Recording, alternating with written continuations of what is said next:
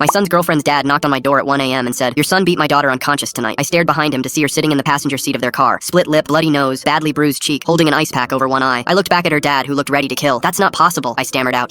She told me everything." He cut me off. "Police are coming in the morning." He slammed the door and walked away. I immediately ran upstairs to check on Ryder. He was asleep, but I turned on the light anyway. He woke up confused. That's when I saw the fresh scratches on his neck and forearm. "What happened with Sienna tonight?" I asked. He shot up instantly, rubbing his eyes. Nothing. We had a fight. I dropped her home. That's it." "What kind of fight?" I pressed him. He started stammering. "She was accusing me of stuff. I don't want to talk about it right now." His voice was defensive. I noticed his knuckles, red and bruised. The police showed up at 9 a.m. the next morning. A detective knocked on the door with 2 officers behind him. "We have a warrant for Ryder's arrest." Ryder came downstairs in his pajamas. He saw the police and went pale. "Dad, what's happening?" The detective read him his rights. "The victim identified you. Neighbors heard screaming from your car around 7 last night." "Dad, I swear I didn't." Ryder was panicking. The officer cuffed his hands behind his back. I watched them walk my son to the police car. I stood in my doorway thinking about the scratches, the bruises on his knuckles, the fight he wouldn't elaborate on. I visited Ryder in jail that afternoon. He was sitting on a metal bench looking terrified. "Dad, you have to believe me. I didn't hit her." "Then explain why she looks beat up. Explain the scratches and bruises on your knuckles." He leaned forward. "We fought in the car. She was yelling. I was yelling back. She hit me and I grabbed her wrist to stop her. That's where the scratches came from. I swear I dropped her home at 7:30 and left." I wanted to believe him, but Sienna's dad was already filing charges. He hired a lawyer. I talked to our lawyer the next day. She told me Sienna's testimony was bad. Sienna said Ryder drove her somewhere isolated, beat her within an inch of her life, then dumped her near her house around 10 at night. The neighbor already confirmed hearing them argue at 7. "What about the bruises on his knuckles?" I asked. The lawyer looked at her notes. "Ryder claims he punched his steering wheel after dropping her off because he was so angry." Everything he said sounded like an excuse. I went back to see Ryder. He was desperate now. "Dad, I'll take a lie detector test. Please, check my phone, my car. I didn't do it." "Then why is she saying this?" Ryder broke down. "I don't know. Maybe she's scared and confused. Maybe someone's threatening." "I'll believe you." I cut him off. "But if you're lying to me..." "Dad, I love her," he interrupted. "I would never hit her. You know me." Ryder's behavior had changed now. He wasn't defensive anymore, rather genuinely desperate to prove his innocence. And as a father, I couldn't not trust my son. I decided to investigate myself. I drove to Sienna's neighborhood and knocked on doors. The neighbor 2 doors down, a sweet lady in her 80s, had a Ring camera. I asked her for the footage and she happily obliged. The camera showed Ryder's car dropping Sienna off at 7:35. I watched anxiously as Sienna got out of the car and walked away from her house. Ryder drove off in the opposite direction. Then at 9:45, a different car pulled up. Sienna got out of this car stumbling. She was heavily bruised and beaten now, falling to the ground and crawling to her door. I zoomed in on the footage but couldn't make anything out. Was this someone else, or had Ryder used someone else's car to make himself look innocent? I brought the footage to the police station either way. The detective watched the footage twice and called Sienna and her father in for a second interview. I sat behind the glass watching. The detective showed Sienna the footage. "We have video of you arriving home at 9:45 from a different vehicle. You looked injured in this footage. Who drove you home at 9:45? Sienna started shaking. She wouldn't answer. All of a sudden, she lunged into her dad's arms and started sobbing so hard she couldn't breathe. Her dad put his arm around her. "Sienna, it's okay, baby. Daddy's got you." He embraced her for a minute, and everyone stopped asking questions, giving her the minute she very clearly needed. Finally, she pulled away, and her dad wiped her tears with a tissue. "Sienna, who did this to you? Who did it, baby?" She looked around, and finally she said it. "Someone named Dante." My stomach dropped. Dante was my other son. He was 22. He had serious anger issues and had just left for a work trip a few days ago. I've been seeing Dante for 2 months. Behind Ryder's back, Sienna cried. That night after Ryder dropped me off, I went to meet Dante. We got into an argument and he beat me. Then he threatened me. He said if I told anyone it was him, he'd come back and finish it. He said blame Ryder or he'd make it worse. I was so scared. Sienna's dad went pale. My God, I almost destroyed an innocent kid. The detective looked at me. "Where is Dante now?" Full story on channel linked below.